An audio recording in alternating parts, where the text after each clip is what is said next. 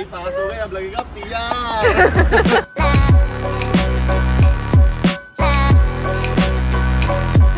Welcome back to our channel हम तुम in England.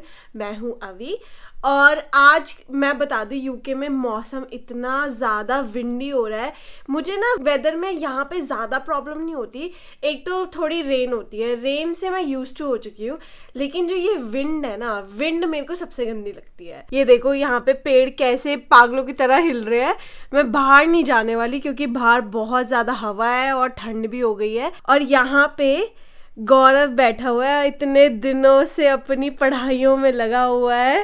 तो यूके में पहले मैं आई थी यहाँ पे, तो देखा जाए तो मैं यूके की बेटी हुई और आप दामाद हुए। सही बात है। तो सबको आप ये बताओ कि आप कौन सी पढ़ाइयों में लगे हुए हो। यार देखो, मेरे को यूके में 5 साल होने को आ रहे हैं अब, ठीक है। अभी को ऑलरेडी 5 साल हो चुके हैं, तो वो ये वाली पढ़ाइयाँ कर चुकी है। अब ये सबसे लास्ट स्टेप है यूके की सिटीजनशिप और यूके का पास पीआर लेने के लिए। और यहाँ पर लाइफ इन यूके एग्जाम देना पड़ता है। बेसिकली पीआर की 2 रिक्वायरमेंट है, एक तो आपकी इंग्लिश लैंग्वेज और एक लाइफ इन यूके एग्जाम। तो इंग्लिश लैंग्वेज तो यार हमने पढ़ाइयाँ करी हुई हैं, तो हमें इंग्लिश लैंग्वेज की जरूरत नहीं है, उसका एक सर्टिफिकेट बन जाता है। लेकिन जो लाइफ इन यूके है वो तो सबको देना ही पड़ता है यार। और इसमें बहुत पुरानी चीजें आती है, क्वेश्चंस आते हैं हमसे। कई सारे लोग हमसे क्वेश्चंस पूछते हैं कि यार हम डिपेंडेंट वीजा पे आ रहे हैं, हमें इंग्लिश, उन डिपेंडेंट को इंग्लिश लैंग्वेज की जरूरत पड़ेगी या नहीं पड़ेगी। तो स्टार्टिंग में आईएलटीएस की जरूरत नहीं पड़ती डिपेंडेंट्स को, लेकिन बाद में जब पीआर लेनी पड़ती है तब तो उनको इंग्लिश लैंग्वेज का या तो टेस्ट देना पड़ेगा, या कोई अपनी उन्होंने पढ़ाई कर रखी हो, जैसे एमबीए कर रखी हो या मास्टर्स कर रखी हो, या इंडिया की जो पढ़ाई है उसका एक सर्टिफिकेट बना के देना पड़ेगा कि भाई इन्होंने इंग्लिश में पढ़ाई करी है। तो आपका एग्जाम्प्ट हो जाता है कि भाई चलो ठीक है, आपको इंग्लिश टेस्ट का नहीं देना। लेकिन जो लाइफ इन यूके एग्जाम है वो तो भाई सबको देना पड़ता है। और भाई मैं हिस्ट्री में तो बहुत ही गंदा हूँ। मतलब हिस्ट्री स्टार्टिंग में स्कूल टाइम पे भी मेरे को हिस्ट्री बिल्कुल पसंद नहीं थी। तो यार अब जैसे कि मुझे यहाँ पे 5 साल होने को आ रहे हैं, तो वैसे तो मेरा वीजा जो है अभी जो लगा हुआ है वो 2024 तक का लगा हुआ है। और लेकिन अब मेरे पास 5 साल के बाद ऑप्शन है कि भाई मैं यहाँ पे पीआर अप्लाई कर सकता हूँ। ट्रस्ट मी यार, यूके का कुछ भी नहीं पता, कभी भी रूल चेंज हो सकते हैं। तो मेरे 5 साल पूरे होने वाले हैं। अब मैं लाइफ इन यूके टेस्ट की प्रिपरेशन कर रहा हूँ। मेरा कल एग्जाम है, उसके बाद अगर भगवान करे मैं इस एग्जाम में पहली बारी में ही पास हो जाऊं, और उसके बाद क्या है, फिर मैं अपनी आईएलआर की एप्लीकेशन डाल दूंगा, तो मेरा पीआर जो है वो आ जाएगा। तो यहाँ पे पीआर के लिए कई लोगों ने यार यूट्यूब पे वीडियोस बनाई है कि यूके में पीआर बहुत ईजी है और कनाडा में बहुत मुश्किल है। मतलब कुछ भी वीडियोस बना देते हैं यार लोग। यूके में इतना इजी नहीं है पीआर मिलना। आप लोगों को खुद पता है कि यहाँ पे स्पॉन्सर्ड जॉब मिलना कितना मुश्किल है, और यहाँ पे और तरह की भी बहुत प्रॉब्लम्स आती है। इमिग्रेशन में बहुत पैसे लगते हैं यहाँ पर। और कनाडा में हो सकता है थोड़ी इजी है, वहां पे स्टूडेंट लाइफ, अगर आप एज ए स्टूडेंट जा रहे हो तो वहां पे आपको पीआर मिलना थोड़ा इजी है यूके से। तो आई डोंट नो यार ऐसे लोग क्यों वीडियोस बनाते हैं, लेकिन यहाँ पे यूके में पीआर मिलना बहुत मुश्किल है। हम लोगों ने बहुत पापड़ बेले हैं। तो यूके में जो पीआर होती है, पीआर मतलब परमानेंट रेजिडेंसी, उसको आईएलआर भी बोलते हैं, मतलब इनडेफिनेट लीव टू रिमेन। ये एक वीजा होता है जो आपके बीआरपी कार्ड पे आ जाएगा जब आप इसका अप्लाई करोगे, और जब वो अप्रूव हो जाएगा तो उसमें क्या होता है, उसके बाद आपको पीआर मिल गई, उसके बाद आपको बार बार वीजा नहीं लगाना, और आपको मतलब वो वीजा की फीस वगैरह, इमिग्रेशन फीस नहीं देनी। ये लास्ट टाइम होता है जो आपको वीजा की फीस या इमिग्रेशन फीस देनी पड़ती है। जब आप आईएलआर पे हो जाते हो, आईएलआर मतलब पीआर हो जाते हो, उसके 1 साल बाद, 1 साल कंप्लीट करने के बाद आप यहाँ का ब्रिटिश पासपोर्ट अप्लाई कर सकते हो। तो ब्रिटिश पासपोर्ट की भी यहाँ पे फीस है। पहले मुझे लग रहा था यार 100-150 पाउंड होगी, बट वो भी 1400 पाउंड है। मतलब 1300-1400 पाउंड फीस है उसकी। जो ब्रिटिश पासपोर्ट होता है उसमें भी आपकी एक सेरेमनी होती है, यहाँ पे जाके आप ओथ लेते हो। तो यार देखो ये सारी चीजें आती है इसमें, वैल्यूज एंड प्रिंसिपल, फिर व्हाट इज यूके, यूके कौन सी कंट्री से मिलके बना हुआ है, अर्ली ब्रिटेन, मिडल एजेस और इन सबसे रिलेटेड, फिर मॉडर्न थ्राइविंग सोसाइटी, आज की डेट में यूके क्या है, रिलीजन्स क्या है, स्पोर्ट्स क्या है, कस्टम्स क्या है, काफी सारी चीजें हैं। तो यहाँ पे मतलब तैयारी करने के लिए कुछ डॉक्यूमेंट जो है वो ऑनलाइन अवेलेबल होते हैं। जैसे आप life in UK test book करोगे तो वहां से आपको लिंक भी मिल जाएगा कि भाई कौन सी आपको एडिशन वाली वो बुक जो है वहां से डाउनलोड करनी पड़ेगी। वो पेड वर्जन है।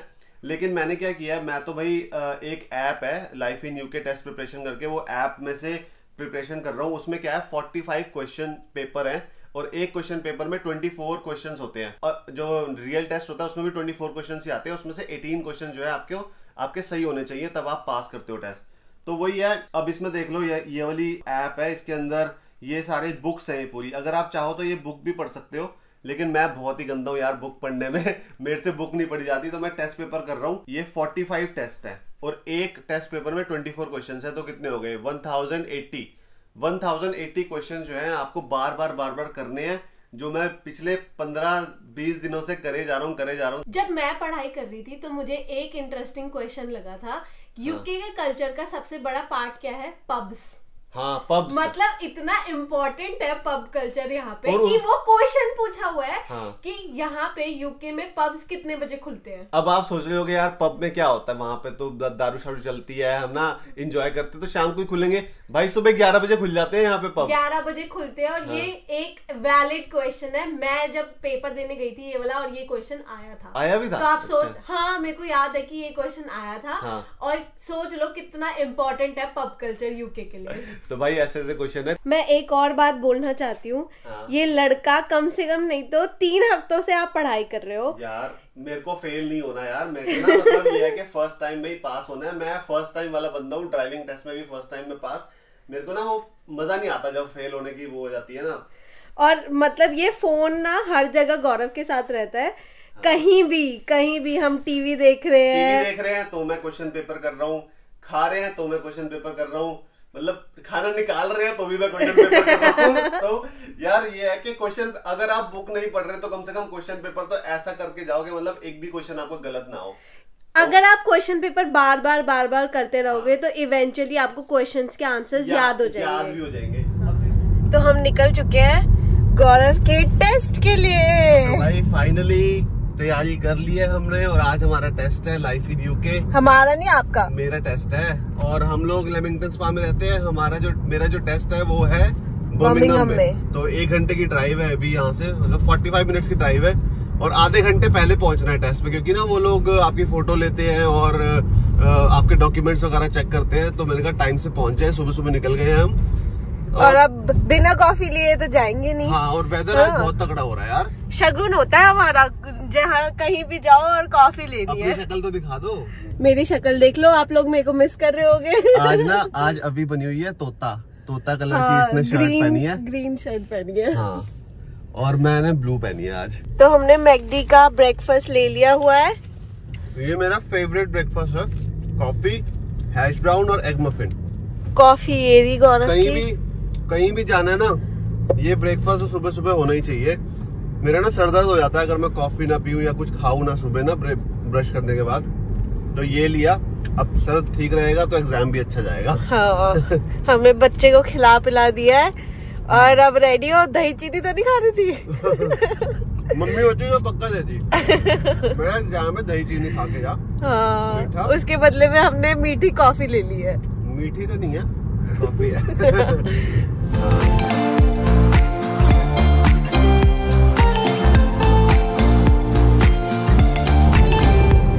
यहाँ पर ना यूके में जो हाईवेज होते हैं, मोटरवेज होते हैं, उनपे रूल्स होते हैं, जैसे कि 70 माइल्स पर आवर की जो स्पीड लिमिट है वो तो है ही। और अगर मैं स्लो चला रहा हूँ, क्योंकि मुझे ना अभी बहुत टाइम है पहुंचने में, तो मैं अभी स्लो चला रहा हूँ या 70 पे भी चला रहा हूँ, तो मैं अपनी इस वाली लेन में चलाऊंगा, फर्स्ट लेन में, इस वाली लेन में, ताकि अगर किसी को मुझे ओवरटेक करना हो तो वो वहां से कर ले ओवरटेक। यहाँ पे जो ओवरटेक है वो हमेशा राइट से किया जाता है, हमेशा राइट से ओवरटेक होएगा। और जो ये वाली लेफ्ट मोस्ट लेन होती है वो सबसे स्लोएस्ट होती है। और उसके साइड में एक और लेन है जिसको हार्ड शोल्डर बोलते हैं। तो हार्ड शोल्डर खाली रखा होता है ताकि किसी को पुलिस की गाड़ी आनी हो या कोई इमरजेंसी में आना हो तो उसके लिए वो खाली रखा होता है। और इमरजेंसी के लिए है वो, कभी आपको इमरजेंसी पड़ गई या कभी गाड़ी खराब हो गई तो आप वहां पे जाके गाड़ी खड़ी करके वो रेलिंग के पीछे जाके खड़े हो सकते हो, तो वो हार्ड शोल्डर होता है। तो यहाँ पे ना रूल्स बहुत ही ज्यादा स्ट्रिक्ट है। तो फाइनली बर्मिंघम हम पहुंच गए हैं, सुबह का टाइम है और ऐसे ठंडा ठंडा मौसम हो रहा है, बड़ा अच्छा लग रहा है। और अभी यहीं पर ही है वो ऑफिस है इनका, गेटवे हाउस, जहाँ पे एग्जाम होता है ये वाला। ये रहा गेटवे हाउस, यहाँ पे मेरा एग्जाम है, लेकिन अभी 3rd फ्लोर पे है। जैसे लिखा हुआ है ना, ये देखो, PSI असेसमेंट सेंटर। तो PSI में एग्जाम होता है और आपको चलना है मेरे साथ? अलाउड नहीं है वैसे अंदर जाना। गौरव यहाँ अपनी लास्ट पढ़ाई करते हुए, भाई एग्जाम से पहले ना ऐसे अब हो रहा है दिल में धक थोड़ा ना यार रिस्की हो जाता है, क्योंकि मैं नहीं चाहता कि यार मतलब दोबारा बुक करना पड़े या कुछ भी हो। तो मैं कहा अच्छे से पढ़ के जाऊँ, अभी भी 1-2 टेस्ट पेपर कर लूँ तो अच्छा है यार। अभी है 15 मिनट है।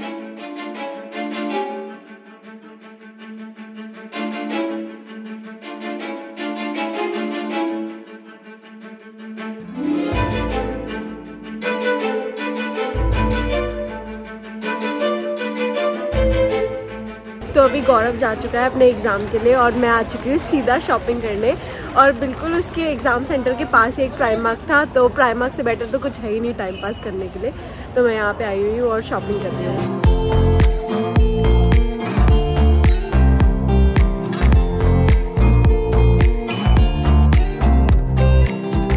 भाई हो गया टेस्ट छोड़ो भाई, पति एग्जाम देने का गया तो शॉपिंग करने चले गए। मैंने तो मस्त शॉपिंग कर लिया है प्राइमार्क से। और भाई टेस्ट में हो गया हूँ मैं पास, और 24 क्वेश्चन में से 23 तो सारे मेरे वो जाने पहचाने क्वेश्चन थे सारे जो टेस्ट में थे, और एक क्वेश्चन आया था जो कि बिल्कुल डिफरेंट आया था, तो वो मेरा शायद गलत हो गया होगा या सही हो गया होगा, पता नहीं, उसमें पता नहीं चलता। 24 में से 18 चाहिए थे हमें तो। और जो लोग पास होते हैं ना उनको ये वाला पेपर देते हैं, और इसके बाद एक ईमेल आती है यूनिक रेफरेंस नंबर की। लेकिन मैं एडवाइस ये देना चाहता हूँ, कई सारे लोग वहाँ पे आ गए हैं आईडी लेके नहीं आए, तो अगर आप आईडी लेके नहीं जाओगे वहाँ पे और आपका स्लॉट जो है अगर वो पास हो गया, स्लॉट मतलब निकल गया आपका, तो वो दोबारा आपको बुक करना पड़ेगा, टेस्ट कैंसिल हो जाएगा। मतलब आप एक बात बताओ, आपको ये लग रहा है कि वो सारा पेपर करने जरूरी थे? बहुत जरूरी है। पता क्यों जरूरी है? क्योंकि ना एग्जाम सेंटर में जाके आप ऑलरेडी नर्वस हो जाते हो, तो अगर आपने क्वेश्चन पेपर अच्छे से करे होंगे तो आप ना कॉन्फिडेंस होएगा आपके अंदर, जल्दबाजी में कुछ गलत नहीं करोगे। मेरा एग्जाम 45 मिनट्स का होता है, लेकिन मेरा 10 मिनट्स में हो गया, बट जो आधा पौना घंटा उन्होंने सारी चीजें करने में लगा दिया कि भाई फॉर्मेलिटीज जो होती है यहाँ पे, इतने सारे प्रोसीजर होते हैं, यहाँ ये लेके जाओ, फोटो खींचो, ये करो वो करो, सारा सामान रखो लॉकर में। चलो पास हो गए यूके के जवाई। अब भाई पास हो गए, अब लगेगा पीआर। तो अब बस ये लास्ट स्टेप था बहुत ही इंपॉर्टेंट, और अब लगाएंगे हम ILR की एप्लीकेशन।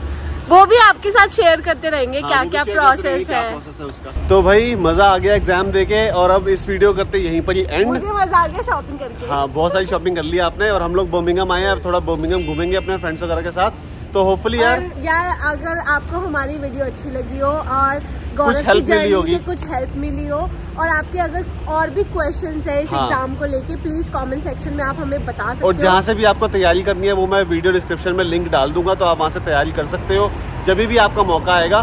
तो यार होपफुली वीडियो पसंद आई होगी, और अगर पसंद आई हो तो लाइक करना, शेयर करना, कमेंट करना and subscribe to our channel. तो मिलते हैं फिर नेक्स्ट वीडियो में, तब तक के लिए बाय बाय, टेक केयर।